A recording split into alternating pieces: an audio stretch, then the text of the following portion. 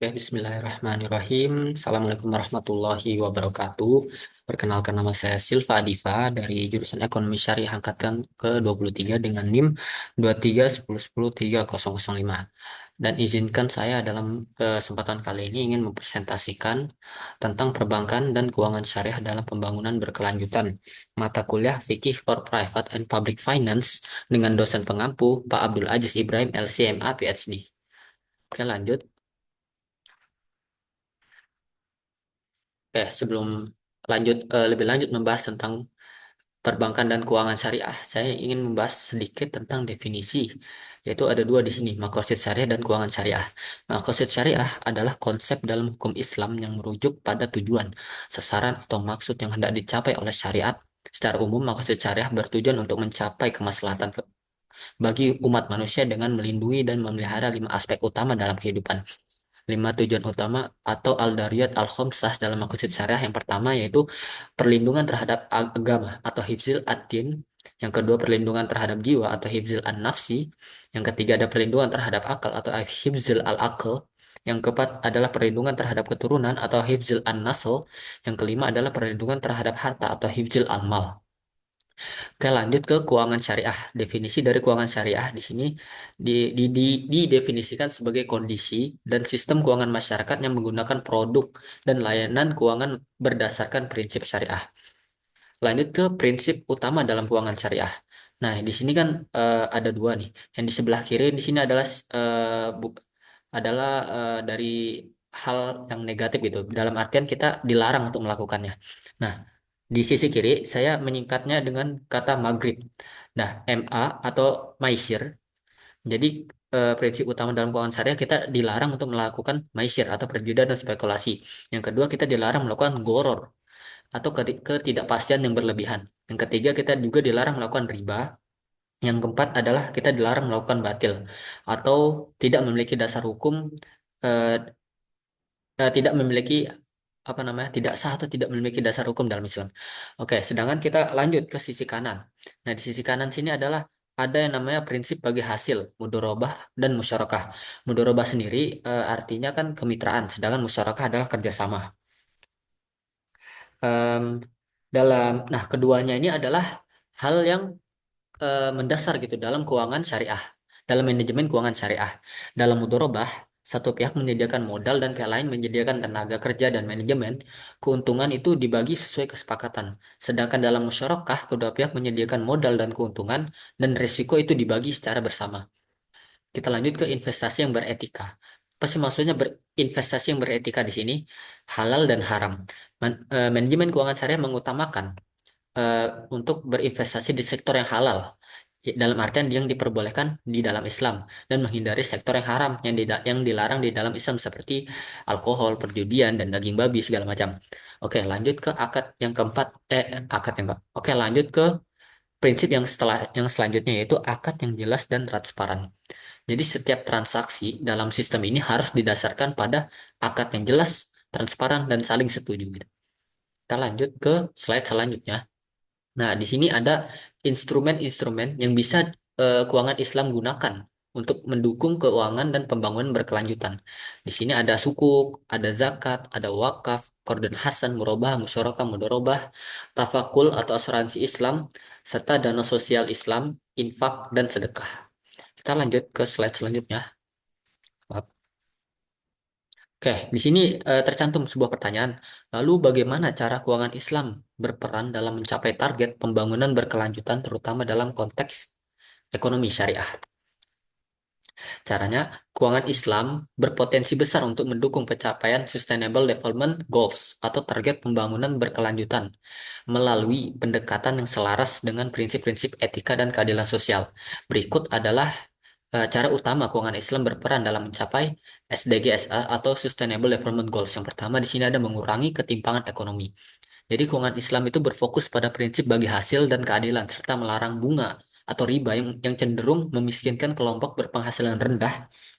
Melalui instrumen seperti zakat, wakaf, dan sedekah yang sudah kita sebutkan tadi, keuangan Islam memungkinkan redistribusi kekayaan yang lebih adil, langsung membantu mereka yang membutuhkan dan mengurangi kesenjangan sosial.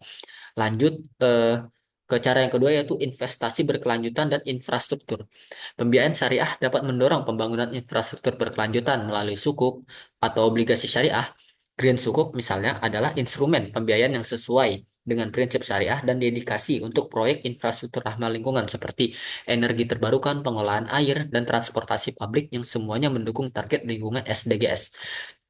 Lanjut ke cara cara utama yang ketiga yaitu pengatasan kelaparan dan meningkatkan ketahanan pangan. Instrumen wakaf atau yang hibah yang bersifat abadi, wakaf, dapat digunakan untuk membangun proyek-proyek yang berkelanjutan seperti lahan, pertanian, penyediaan air bersih, dan fasilitas kesehatan. Melalui wakaf produktif, aset wakaf dapat menghasilkan pendapatan yang berkelanjutan yang dialokasikan untuk kebutuhan pangan dan kesehatan masyarakat yang rentan. Lanjut, menjaga kelestarian lingkungan. Larangan atas kegiatan yang merugikan lingkungan seperti spekulasi dan usaha yang menghasilkan kerusakan alam membuat keuangan syariah sangat selaras dengan prinsip keberlanjutan. Inovasi seperti Green Sukuk mendukung investasi dalam energi terbarukan dan proyek lingkungan lainnya. Dengan mengarahkan dana ke proyek yang mendukung kelestarian alam, keuangan Islam dapat membantu menjaga ekosistem lingkungan. Lanjut ke tantangan-tantangan yang dimiliki oleh keuangan syariah dalam membantu keuangan berkelanjutan. Yang pertama di sini ada kurangnya pemahaman dan kesadaran tentang pembangunan berkelanjutan. Ya, yang ini eh, benar sekali. Jadi banyak lembaga keuangan itu yang masih kurang paham tentang konsep pembangunan berkelanjutan secara menyeluruh, khususnya dalam kaitannya dengan tujuan pembangunan berkelanjutan. Terus bagaimana cara kita mengatasinya?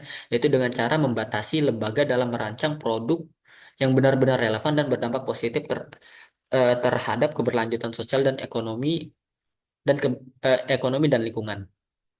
Lalu kita lanjut ke keterbatasan instrumen pembiayaan hijau syariah. Jadi instrumen hijau syariah seperti Green Sukuk dan produk investasi ramah lingkungan ini masih relatif baru dan terbatas.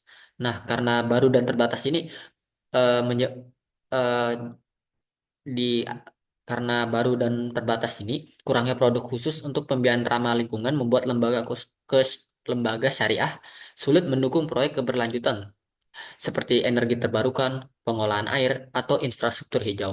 Lanjut ke regulasi yang belum mendukung secara optimal. Kerangka regulasi untuk keuangan syariah dan pembangunan berkelanjutan di negara kita ini masih belum memadai. Regulasi yang ada seringkali tidak mencakup mekanisme khusus untuk mendukung inisiatif hijau berbasis syariah seperti subsidi atau insentif untuk investasi hijau sehingga membatasi peluang lembaga keuangan syariah untuk masuk ke sektor ini. Lanjut yang keempat yaitu keterbatasan sumber daya manusia yang memahami keuangan syariah dan keberlanjutan. Nah, ini merupakan salah satu hal yang fatal ya. Jadi eh, SDM kita tuh masih kurang paham akan apa namanya keuangan syariah dan keberlanjutan keuangan syariah gitu. Alhasil karena kurangnya SDM yang apa namanya kurangnya SDM yang memahami keuangan syariah, keterbatasan tenaga ahli yang memiliki pemahaman mendalam tentang bidang ini dapat membatasi lembaga keuangan syariah dalam merancang dan mengimplementasikan produk yang benar-benar berorientasi pada keberlanjutan. Lanjut ke persepsi bahwa keuangan syariah masih kurang fleksibel. Nah, di sini mengapa eh, jadi ada anggapan bahwa struktur dan prinsip keuangan syariah seperti larangan riba dan prinsip bagi hasil membuat keuangan syariah kurang fleksibel dalam mendukung proyek berkelanjutan yang kompleks atau beresiko tinggi. Ini dapat mengurangi daya tarik bagi investor maupun peminjam yang ingin mengakses pembiayaan untuk proyek-proyek berkelanjutan. Habis itu lanjut yang terakhir di sini. Tantangan yang terakhir yaitu kurangnya dukungan teknologi dan inovasi. Transformasi digital dapat mendorong inklusi keuangan dan memperluas akses ke produk keuangan syariah untuk pembangunan berkelanjutan. Namun, sebagian besar lembaga keuangan syariah masih kurang memanfaatkan teknologi secara optimal untuk mendukung keberlanjutan, seperti penggunaan teknologi untuk pelacakan dampak sosial atau untuk meningkatkan efisiensi operasional dalam proyek hijau. Jadi, untuk mengatasi tantangan ini memerlukan dukungan kebijakan, kolaborasi dengan pihak-pihak terkait, dan komitmen untuk meningkatkan kapasitas internal. Kita lanjut ke slide selanjutnya, yaitu implementasi praktis untuk pembangunan berkelanjutan. Yang di sini ada pendanaan sosial Islam, seperti zakat, infak, sedekah, dan wakaf, itu dapat membantu pengentasan kemiskinan, pemberdayaan ekonomi, pendidikan, dan kesehatan, seperti yang dijelaskan tadi di awal. Lalu yang kedua ada pembiayaan hijau melalui sukuk hijau dan produk investasi berkelanjutan.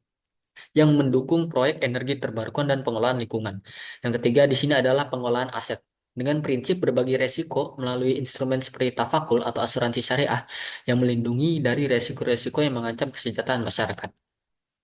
Lanjut ke slide selanjutnya, yaitu pandangan literatur fikih dalam menyikapi keuangan dan pembangunan berkelanjutan. Literatur fikih Islam memberi panduan komprehensif dalam menyikapi keuangan dan pembangunan berkelanjutan. Fikih juga mendukung konsep keberlanjutan dalam pengelolaan keuangan dan pembangunan. Berikut ada 6 beberapa pandangan utama literatur fikih terkait keuangan dan pembangunan berkelanjutan. Yang pertama di sini ada prinsip makosid syariah untuk pembangunan berkelanjutan. Yang kedua ada kepatuhan terhadap prinsip keadilan dalam keuangan. Yang ketiga ada pemanfaatan wakaf untuk pembangunan berkelanjutan.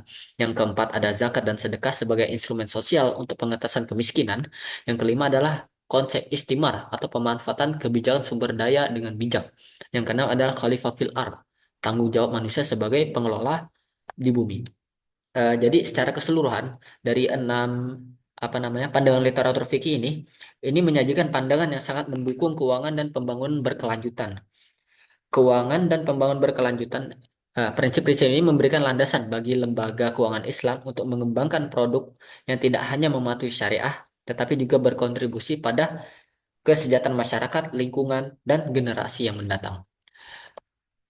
Mungkin itu saja yang bisa saya sampaikan, kurang lebihnya mohon maaf. Syukran ala husni ihtimamikum wa barakallahu fikum. Wassalamualaikum warahmatullahi wabarakatuh.